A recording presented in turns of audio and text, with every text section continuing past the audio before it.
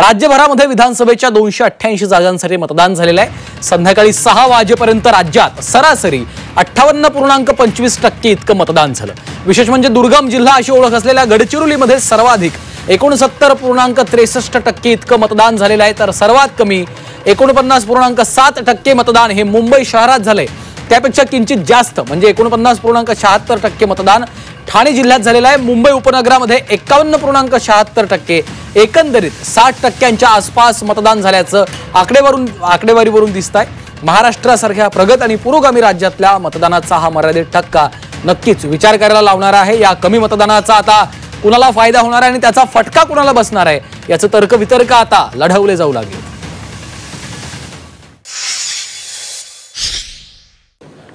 जेव्हा जेव्हा मतदानाची टक्केवारी वाढते त्यावेळी भाजपला फायदा होतो असं आपण नेहमीच बघितलेलं आहे।